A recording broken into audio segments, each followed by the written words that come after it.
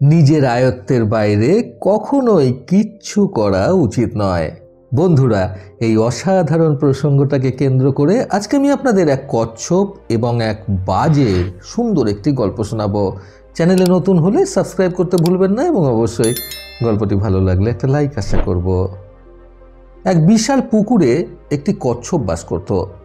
কচ্ছপটি সেই পুকুরের জল থেকে মাঝে মধ্যে ডাঙায় উঠে এসে রোদ পোহাতো এবং রোদ পোহানো হয়ে গেলে সে আবার ফিরে যেত সেই পুকুরের জলে। ডাঙায় বসে রোদ পোহানোর সময় কচ্ছপটি আকাশের দিকে তাকিয়ে দেখত সেখানে নানান ধরনের পাখি উড়ছে। প্রতিদিন এভাবে রোদ পোহাতে পোহাতে আকাশের দিকে তাকিয়ে সে কিছু বাজ পাখিকেও আকাশের মাঝ বরাবর উড়তে দেখত। বাজ পাখিদের উড়ে বেড়ানো দেখে তার ভীষণই ভালো লাগতো, কারণ তারা নিজেদেরকে অনেক দূর পর্যন্ত উড়িয়ে নিয়ে যেতে পারে। কচ্ছপটি মনে মনে ভাবত, এই পাখিদের জীবন কতটাই সুন্দর, তাই না? যখন মন চায় যেখানে খুশি চলে যায় এরা। এবং সে আরও ভাবত, আমিও যদি এই পাখিদের মতো একটু উড়তে পারতাম তাহলে কত ভালোই না হতো। সারা আকাশে নিজের ইচ্ছে মতো উড়ে বেড়াতাম, যখন খুশি যেখানে খুশি উড়ে চলে যেতাম। প্রতিদিনই প্রায় কচ্ছপ রোদ পোহাতে পোহাতে প্রভাত আকাশের দিকে তাকিয়ে এইসব নানান রকম চিন্তাভাবনায় মগ্ন থাকত। বেশ কিছুদিন যাওয়ার পর সে ঠিক করলো তাকে কিছু না কিছু একটা করতেই হবে তার অযাচিত ইচ্ছা পূরণ করার জন্য। তারপর সে পরিকল্পনা করলো, প্রতিদিন সে যে বাজ পাখিটিকে আকাশে উঠতে দেখে আনন্দিত হয়, তার খুব ভালো লাগে, সেই বাজ পাখিটিকে ডেকে তার সাথে বন্ধুত্বের সম্পর্ক স্থাপন করবে। একদিন একটি বাজ সেই পুকুর পাড়ে এসে বসল। কচ্ছপটি সেই বাজটিকে সঙ্গে সঙ্গে তার কাছে ডেকে আনলো। বাজ পাখিটি কাছে আসতেই কচ্ছপটি বাজ পাখিটিকে বলল, বন্ধু, আমি প্রতিদিন ডাঙায় বসে বসে রোদ পোহাতে পোহাতে তোমাকে দূর আকাশে উঠতে দেখি। সুদূর প্রান্তে তোমাকে রাজার মতো উঠতে দেখে আমার ভীষণ ভালো লাগে। আমার না কোনো পাখি বন্ধু নেই, আমি তোমার সাথে বন্ধুত্ব করতে চাই, তুমি দয়া করে আমার বন্ধু হবে? কচ্ছপের কথায় বাজ পাখিটি বন্ধুত্ব স্থাপন করতে রাজি হয়ে যায়। তারপর তাদের মধ্যে বন্ধুত্বের সম্পর্ক গড়ে ওঠে। বাজ পাখিটি প্রতিদিন উঠতে উঠতে সেই কচ্ছপের কাছে আসত। কচ্ছপ ডাঙায় বসে রোদ পোহাতো এবং বাজ পাখির সাথে গল্প করত। গল্প শেষে বাজ পাখি আবার নিজের স্থানে ফিরে যেত। এইভাবে বেশ কিছুদিন যাওয়ার পর একদিন সেই কচ্ছপটি নিজের মনোবাসনা সেই বাজ পাখিটিকে জানিয়েই দেয়।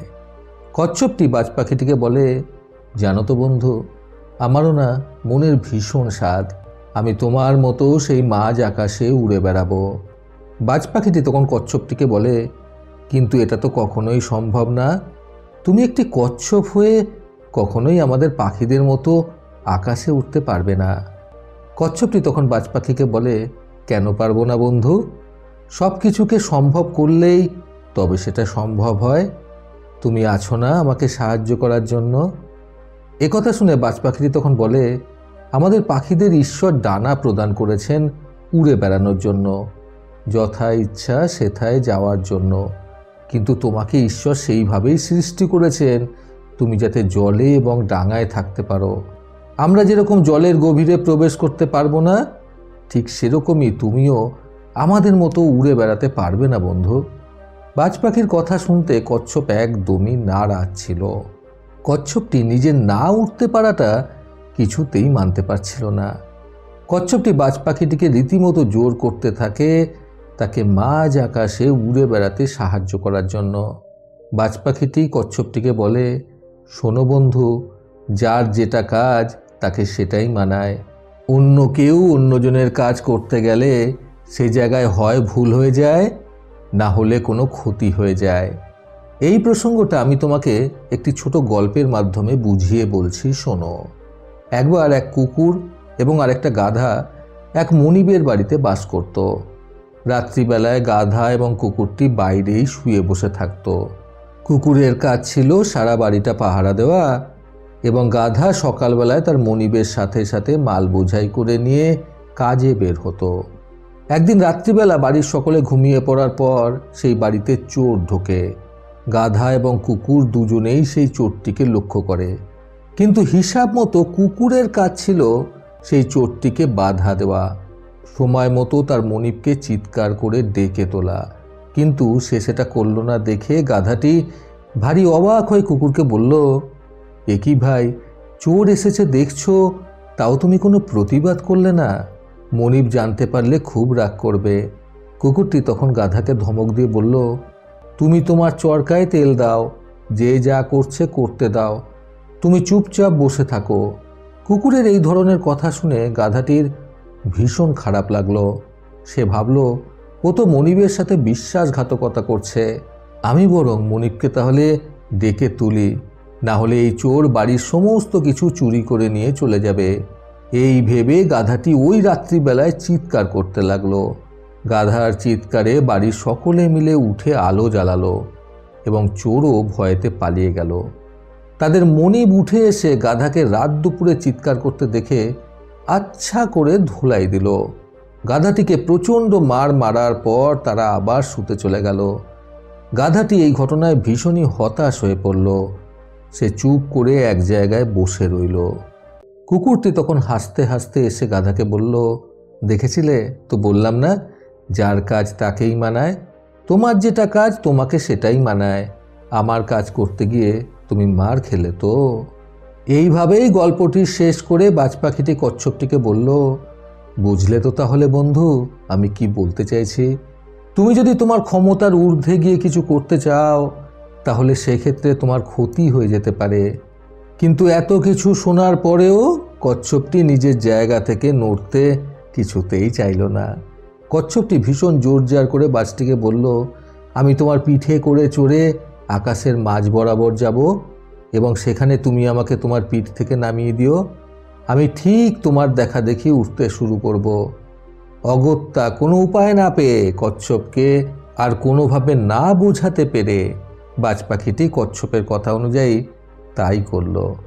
কচ্ছপটিকে নিজের পিঠে করে নিয়ে বাজ পাখিটি উড়ে আকাশের মাঝ বরাবর গেল এবং সেখানে যেতেই কচ্ছপটি বাজ পাখিটিকে বলল, এবার তুমি আমাকে এখানে নামিয়ে দাও। বাজ পাখিটি তখনও কচ্ছপটিকে বাধা দিতে চেয়েছিল, কিন্তু কচ্ছপটি কোনো কথা শুনতেই নারাজ। বাধ্য হয়ে বাজ পাখিটি তখন কচ্ছপটিকে তার পিঠ থেকে নামিয়ে দিল, কিন্তু উঠতে না পেরে কচ্ছপটি গিয়ে সোজা মাটির মধ্যে পড়ল এবং অত উঁচু থেকে নিচে পড়ার জন্য সেখানেই তার মৃত্যু ঘটল। কচ্ছপটির এইভাবে পতন হতে দেখে বাজ পাখিটি নিজের মনে বলতে লাগলো, আমার আর কিছু করার ছিল না যে বন্ধু, এই করুণ পরিণতির কথা ভেবেই আমি তোমাকে বারবার সাবধান করেছিলাম। এই বলে সে সেখান থেকে উড়ে চলে গেল। বন্ধুরা, জীবনে ঝুঁকির হাত থেকে বাঁচতে আজকের গল্প থেকে শিক্ষণীয় 3টি কথা সর্বদা মনে রাখুন। প্রথমত, নিজেদের হাতকে ততটাই প্রসারিত করা উচিত যতটা প্রসারিত করলে আমাদের কোনো প্রকার ক্ষতি হবে না। দ্বিতীয়ত, নিজেদের ক্ষমতার মধ্যেই নিজেদের কর্ম করা উচিত। ক্ষমতার ঊর্ধ্বে গিয়ে কোনো কর্ম করলে হিতে বিপরীত ঘটতে পারে। তৃতীয়ত, আমাদের আয়ত্ত যতটার মধ্যে রয়েছে ততটার মধ্যেই আমাদের সীমাবদ্ধ থাকা উচিত।